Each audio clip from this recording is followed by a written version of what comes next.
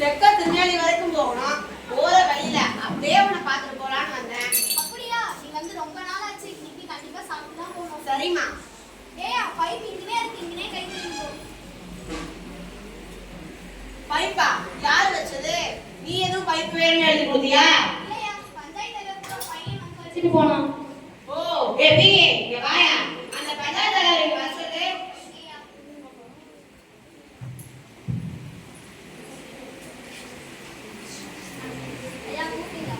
உள்ள இருக்க பைப் வச்ச.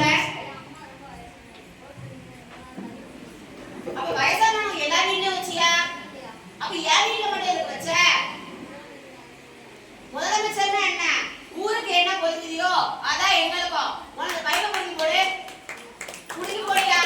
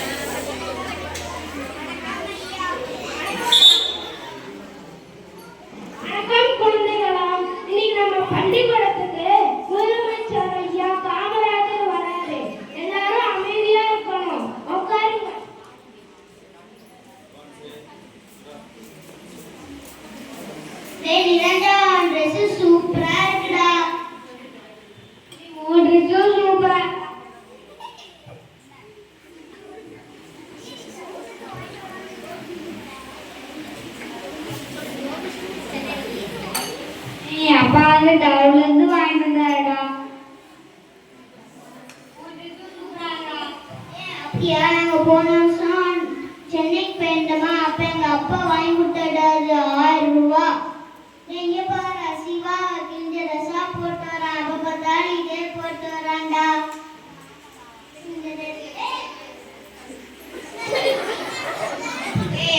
இதுதான்டா இருக்கு, கிண்டல் பண்ணாதீங்கடா. இதான்டா கிண்டல் பண்ணும்.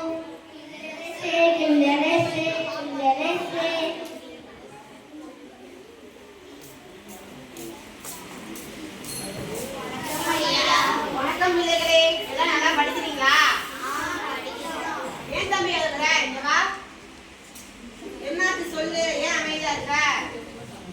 ஐயா, ஏழை குடும்பத்தை சேர்ந்தவன், அதனால பழைய ட்ரெஸ்ஸா போட்டாராம். அதனால எல்லா பசங்களும் கிண்டல் பண்றாங்க ஐயா.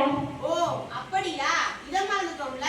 பள்ளிக்கூடம் திறந்ததும் எல்லாரும் சமமா படிக்க வந்துட்டாங்க. ஆனா அவங்க உடையில சமத்துவம் இல்லாம வேறுபாடு காட்டுறாங்களே. இதுக்கு ஒரு வழி பண்ணணும்.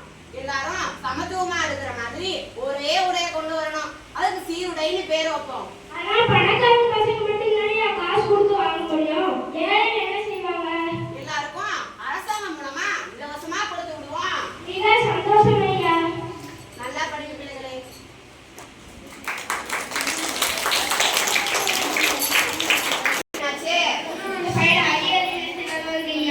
இன்னும் அதிகாரி தான் இருக்கா?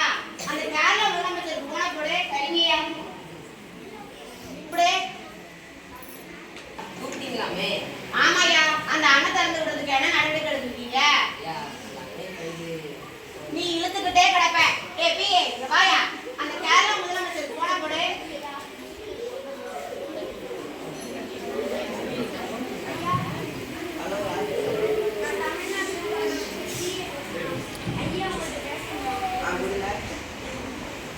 என்ன நண்பரே, நல்லா இருக்கீங்களா? நான் நல்லா தான் நண்பரே. அந்த அணையை திறந்து விடுறது உங்களுக்கு நிலம் கம்மியா இருக்கு, தண்ணி அதிகமா இருக்கு. ஆனா எங்களுக்கு நிலம் அதிகம், தண்ணி கம்மியா இருக்கு. கொஞ்சம் நீங்க அந்த அணையை திறந்து விட்டா எங்க நிலங்கள்ல பயிர் விளையும். இதுக்கு பதிலா நீங்க என்ன கேட்டாலும் உங்களுக்கு உடனே செய்து கொடுக்குறோம். உறுதியா செய்து கொடுக்குறோம். மிக்க நன்றி. அவங்க அணையை திறக்க சம்மதிச்சிட்டாங்க. தண்ணீர் வந்துரும்.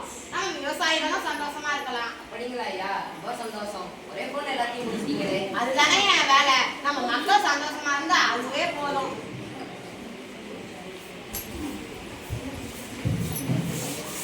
இவ்வாறு எல்லா துறைகளிலும் சிறப்பாக செயல்பட்டு நம் நாட்டை முன்னேற்றமடை செய்த தன்னலமற்ற கருப்பு காந்தி என்று அழைக்கப்படும் காமராசர் வழியில் நின்று அவரை வணங்கி போற்றுவோம். நன்றி.